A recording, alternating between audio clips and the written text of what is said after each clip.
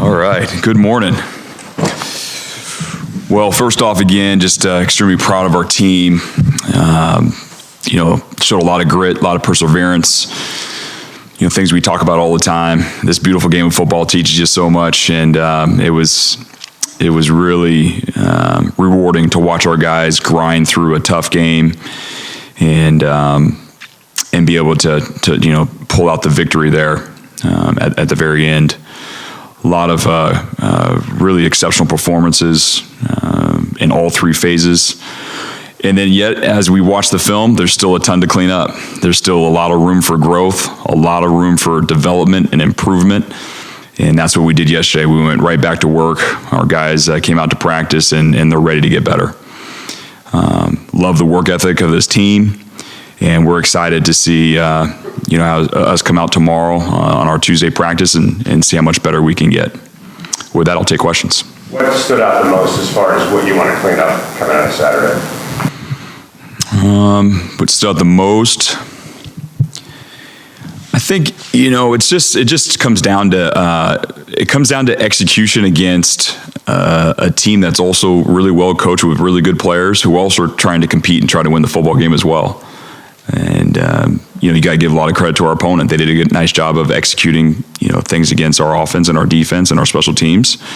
But it's just cleaning up those details, those little details that can push us over the top and make sure we're winning those battles in all three phases.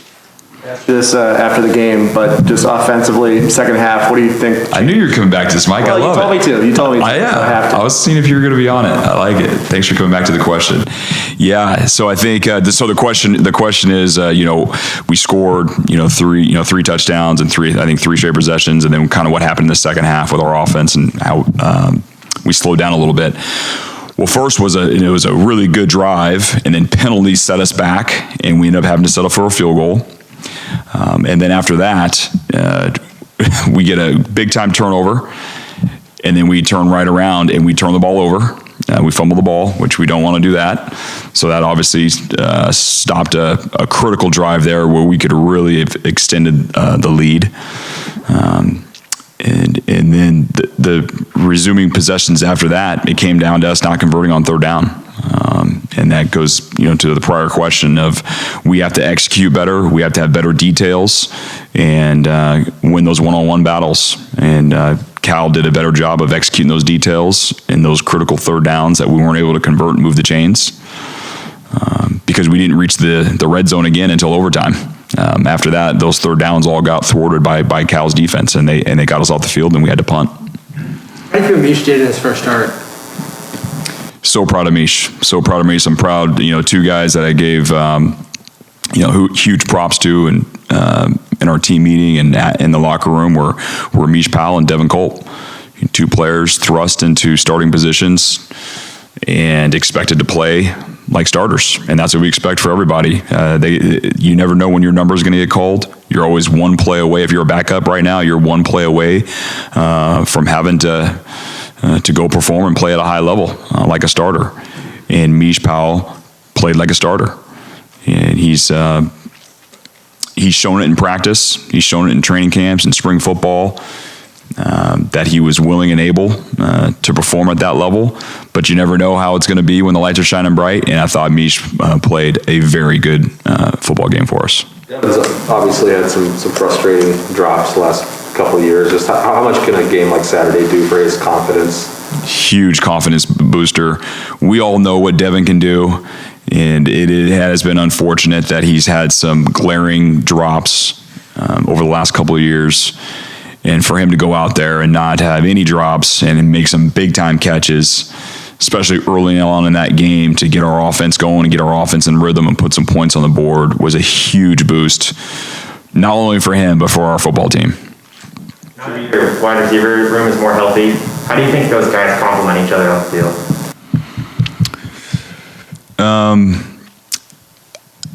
I've told you guys I'm excited about that room. I am excited that we're almost 100% healthy. I think they all add different things. The beautiful thing is they're all fast. They're all fast and they're hard to cover. And what I really like is Junior Adams, our wide receiver coach, has put a mentality in that room of toughness and grit. And so to say how they complement each other, I just like how competitive they are with each other, and they all want the football, and they're all willing to run that route to open up the route for the next guy. They want to make sure that they're continuing to work to be the best wide receiver unit in our conference. That's what their goal is, and that's what they're trying to do. Jimmy, you talked after the game about the timeout in the fourth quarter. You didn't want to say the wrong thing that upset the conference, I guess. Did you get any clarification from them on the mistake by the officials, or anything you can add to that? Well, yeah, I got clarification during the game. And I'll just say this: they apologized. The mistake that was made, they immediately said, "Hey, that was our fault. That's on us, and we apologize."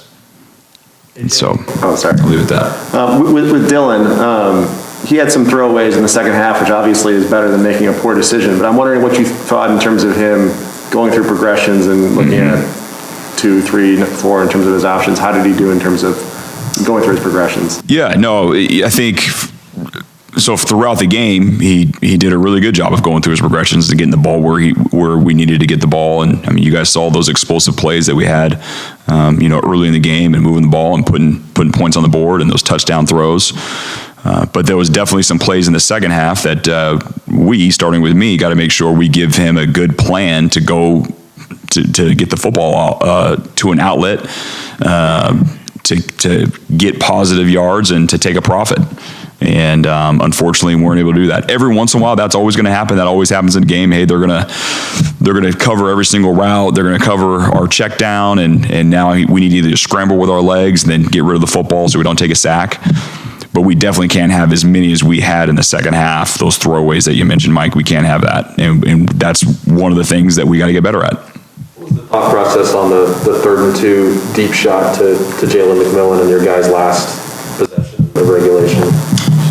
Again, starting with me, we got to get our guys in better position to make the play to move the chains. We need to move the chains there, and that's on me. And we got to make sure we have a play that's ready to get 2.5 yards to move the chains and keep possession.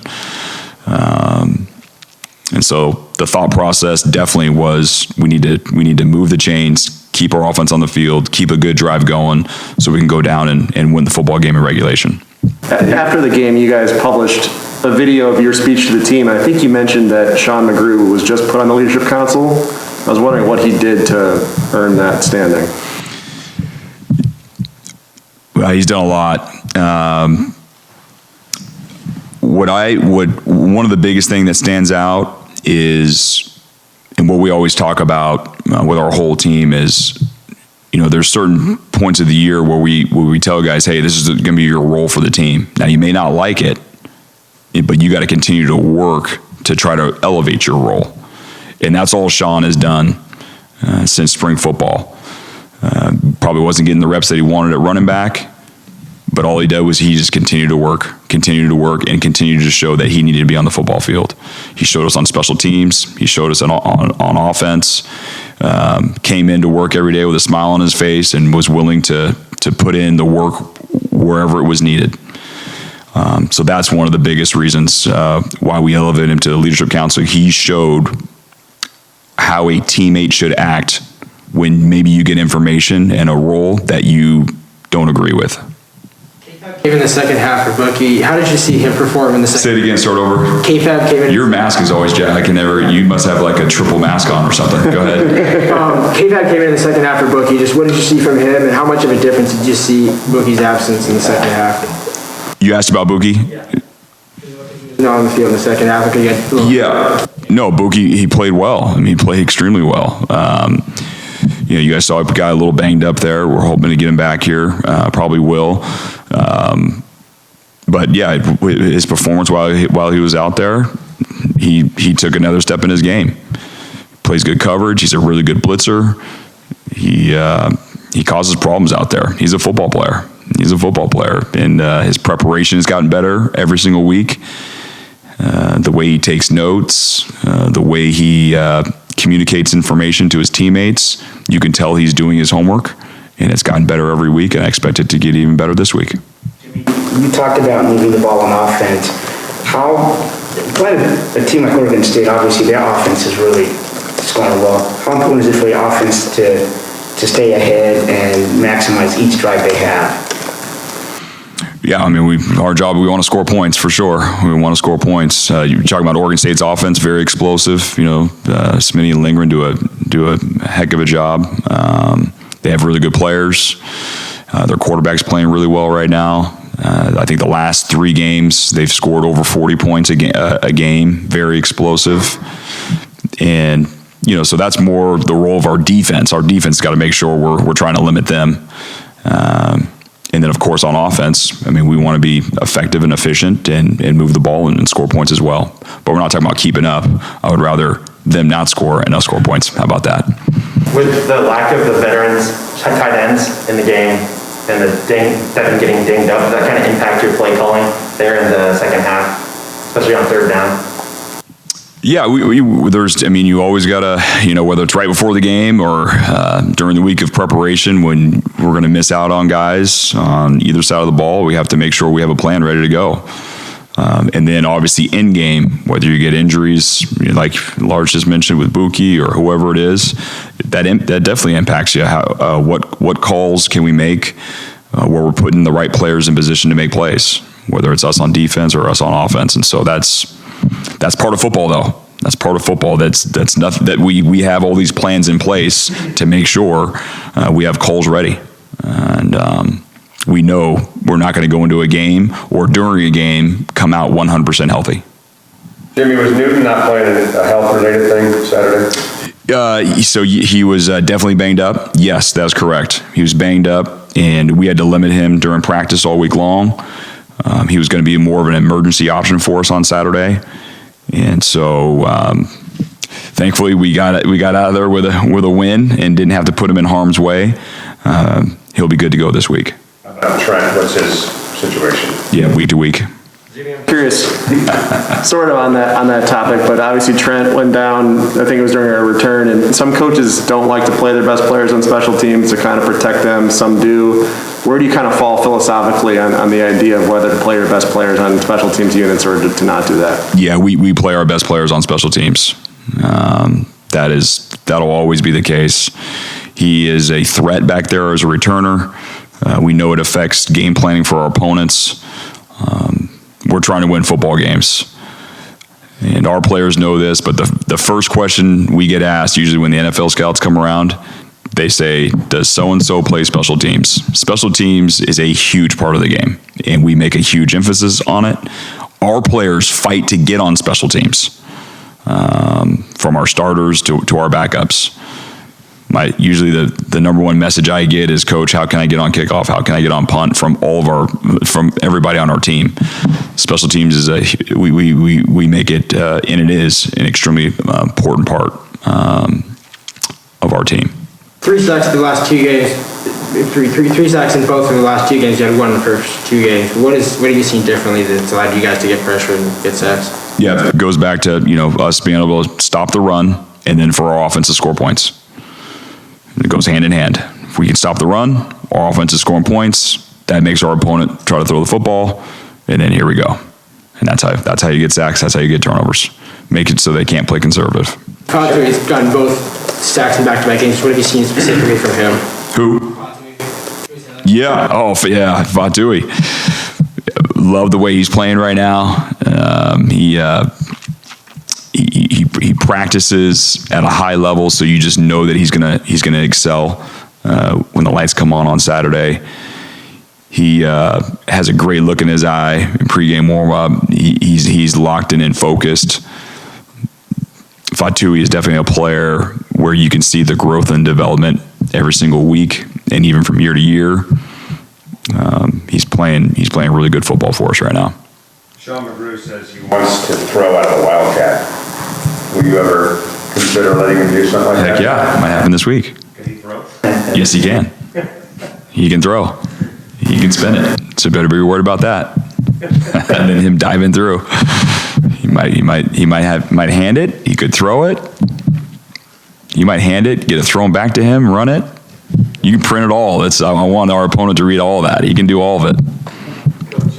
Cameron Williams looked like he had both hands pretty taped up. How hard is it to play safety with two hands taped up like that and then to make the play at the end of the game? Yeah, it was such a big time play. And that's why, my opening comments there talking about grit and perseverance, toughness, being able to deal with pain and have a pain threshold. Cam Williams dealing with this, but again, this is part of football. You're never going to feel 100% healthy. And Cam is not only his hands are hurting, there's other parts of his body that are hurting as well.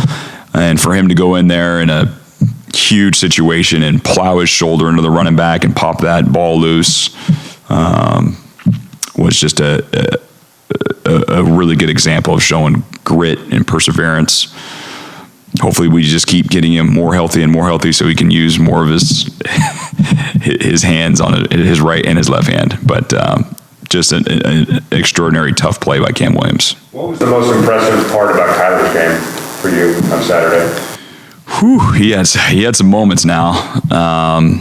Obviously the two interceptions, the NFL catch, toe tapping with the two feet in bounds. That fourth down play, that fourth down tackle that he had was very impressive as well. I think last time I was up here, I was talking about how we don't have any cover corners. We have football players at corner, and that showed you right there. We have football players at corner that are willing to go in there, stick their shoulder in there, make tough physical catches, but also fast and quick enough to cover the fastest receivers in college football. Those three plays obviously stand out, but he had some other, awesome plays as well. You need to recruit him to come back next year? We don't do that. No, if the information says that he should leave and he can't improve his value, I tell them to leave. Just like I told Byron Murphy, Buda Baker, Taylor Rapp. I said, hey, I'd love to have you, but you need to go. You need to go chase your dream. They're saying you're going to get picked in the top 32. And so with any of our players, if that information says that, they're going to be in the top 32 or, early second, after talking over their families and them, and if the information says they should leave, that's what I'll tell them. If the information says they need to come back and improve their value, then I'm going to tell them that as well. With your with your DBs playing such a high level, and now your wide receivers kind of ascending to that, what's that competition like in practice? It was very heavy in training camp. Obviously back to spring football. As the season progresses, it's more scout team now. They don't really face off against each other as much now. Now our receivers are seeing an Oregon State look, and our defense is seeing an Oregon State offense, and so they don't face off against each other that much now as we get into the season part of it. So you have to wait for that competition in 2022, spring football. I'm sorry, but it does help though, right, to the scout team because you're going against a quality team. Yeah, we have really good quality young players on both sides of the ball. Yeah, that aren't starters right now that are going to end up being starters for us. No question. Yeah, the competition is great, and it'll make everybody better. With Oregon State and their running back, Baylor, he's obviously had big numbers. What makes him effective, and how is he similar or different from Jermar Jefferson for them last year? Well, first, what makes them effective is their scheme and their offensive line is blocking really well. They look all in tune. Coach Malachek, who I know, he does a fantastic job, and then getting to the runner. He runs hard. He sees the hole and he goes. And so he played against us last year, but of course, they had the Jefferson was the starter. But now, he seems bigger. He's getting more reps at this scheme, and their offensive line is really gelling well together. And so this will be another one. We got to stop the run, or they'll just keep handing it off. How have you kind of seen that offensive scheme evolve since Jonathan was here? It's evolved in a very unique way, in a very productive way. You have to give Coach Lindgren also a lot of credit. They have a well-respected offensive staff, of course, starting with Coach Smith. Their scheme has evolved. You can tell they've added a lot of pieces to it. They're putting their players in position to make plays, and they've added a lot of skill and a lot of quality players at wide receiver and at running back. Their tight ends are bigger now and older, and you can see Smitty's fingerprints all over it.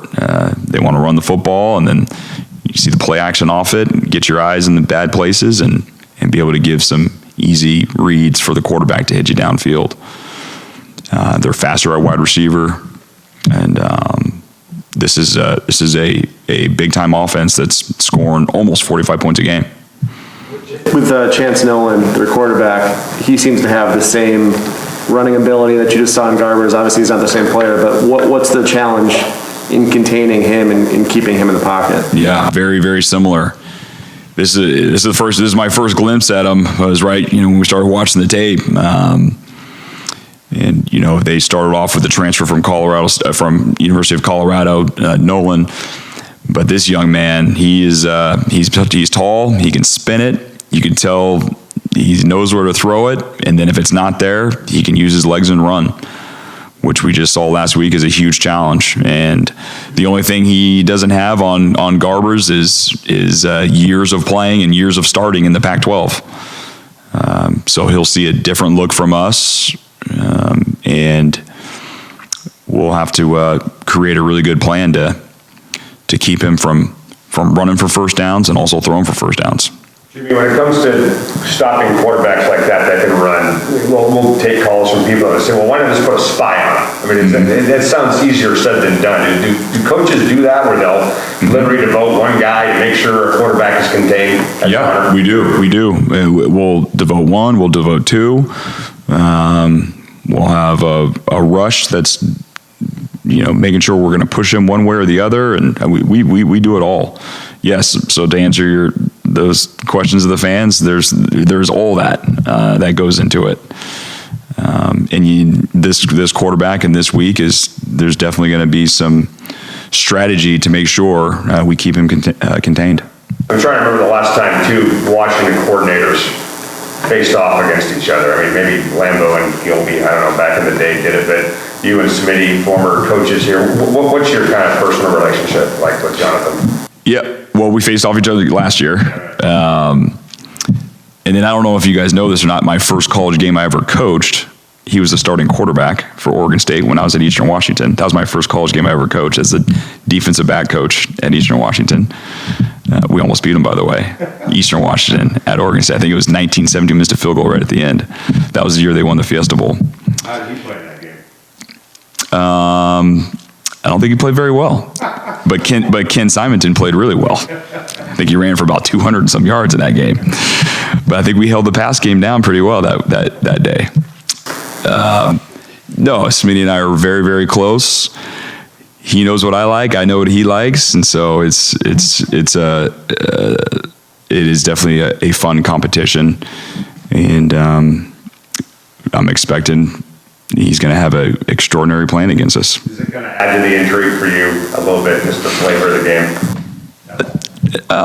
No, I mean, we know we're facing a quality team that's really well coached, and we have to go on the road, and so that's what we're focused on. As soon as the game starts, it's up to our players on both sides of the ball to carry out the game plans and go out there and block, tackle, catch, throw. And so we just got to make sure that, on our side, our players are ready to go schematically. Getting Rome back, like people have mentioned, what does Rome give you that's a little bit unique when it comes to your wide receiver core? It's another weapon in the arsenal that we're able to throw the ball up to. He's fast. He's our tallest receiver, I believe. He can jump. He's competitive. You're going to see him progress again, I think, this week, where he's going to have even more opportunities to go make some big splash plays. he adds another talent on the field that our opponent's going to have to worry about. Just to watch Biographies play 2 interception game this weekend. I'm assuming you had a chance to see the highlights. Thoughts on that? I saw the pick six. We were trading text messages last night. I was congratulating him. I did not see his first interception, but I did see the stats. But I did see the pick six. Does that surprise anybody in here that he had a pick six? No, didn't surprise me either. Few instances where you or your opponent has made an adjustment at halftime that's kind of caused the second half to be just a lot different. How important is it for you to stick to your game plan versus adjust to maybe the opponent in the second half? I mean, that's football on both sides of it. If they're not stopping something, we're going to keep coming back to it. If they're stopping something, we have to adjust and make sure we're changing things to get things going. And I'm talking about on both sides of the ball. And so, people say halftime adjustments. We do in-game adjustments. It's what are they doing in the first quarter? They're doing, well, we didn't know they were going to do that. This is the first time they've done this. So we got to get on the sideline and we have to change it and adjust right away. And so adjustments are happening all the time, in between drives, in between quarters, halftime, third quarter, fourth quarter. That's football. Jimmy, did you notice any difference with the students back in the end zone? Oh yeah, for sure. They added a tremendous amount of juice. Well, we feel that energy. We feel that energy, and we need even more students to come to our next home game. Hopefully everybody is in town now with school here starting on Wednesday. Oh, we definitely felt it. I know our players felt it. They could feel the energy, the juice that the dog pack brings. We want them to be a part of the game. And I'm sure our opponent feels that as well, feels that energy going against them. You've been on the losing end of all 5 coin tosses this year. I mean, is that something that's just kind of a little annoying to you at all, or do you even really realize that? No, it's a coin toss. I do not realize that. I know I'm going to get the ball at one of the halves, and no, I do not lose any sleep over a coin toss. How's ZTF doing? ZTF, how's he doing? He's doing great. He's doing great. On schedule. Still on On schedule. The optimistic On schedule. timeline. Yes. He will be playing in 2021. Yes, he's on schedule. He's doing great. Back before this schedule? Before 2022. I mean, I know I'm badgering you here, but is that still a late regular season kind of potential for him, or could it be maybe earlier than that with him, or? Could be earlier. He's doing great. He's doing great. So proud of him. His work ethic, his everything, his attitude. Never misses a day of rehab. His body looks great. He is not on schedule. He is before schedule, like I had mentioned in training camp, and he's still on that before schedule mark. Okay. Thanks, Jimmy. Thank you.